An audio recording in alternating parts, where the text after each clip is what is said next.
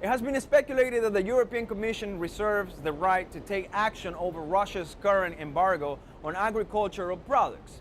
The European Union has and regrets the announcement that the Russian Federation of measures which will target imports of food and agricultural products.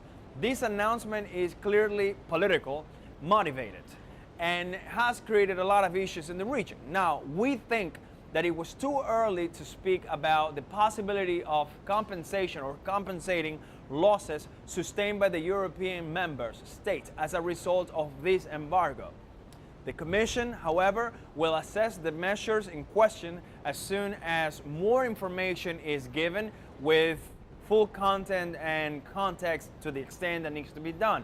At this time, both the European Union and the US are pressuring Latin American countries to constrain these exports and not to take advantage of this situation. In terms of the Latin American exports to Russia, this is a very historically known factor that any time a region is under distress, such things will take place. In this particular year, the European Union is planning to dissuade Latin American countries from providing Russia with agricultural products produced, saying that it would be unfair and difficult to justify.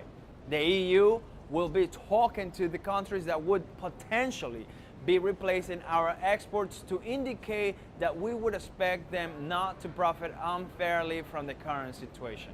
I leave that up to you, but the food producers could sign new contracts with Russia. But if this is to be difficult to justify, the desire of the countries to pursue the diplomatic initiatives to then fill the gap left by the EU, it's a problem. Another EU official had explained that the negotiations could be part of some sort of political discussion which had an aim at addressing the importance factors of a united international front on Ukraine, rather than hindering food exports to Russia. In any case, despite being the world's largest trading bloc, the EU has little influence, and its 15-year negotiations with Latin America and Mercosur have been mired in difficulties over market access. Since Russia imposed an import ban on agricultural products from the EU, the US, Australia, Norway, and Canada, several Latin American countries and trade groups, Moscow's measures could offer them a lucrative windfall.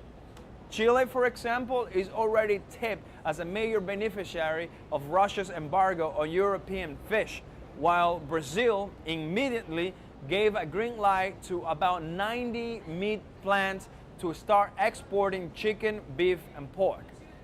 Russia has the potential to be a large consumer of agricultural commodities, not just meat. Russia may also increase procurement of corn and soya beans, and this is what we're seeing right now in terms of the commodities. Besides Latin America benefiting from the embargo, Belarus and Turkey are also believed to win from the supply gap. The EU member states are right now in meetings in Brussels this past Thursday, where they are expected to work out some sort of a comprehensive response to such Russia's food embargo. And history repeats itself.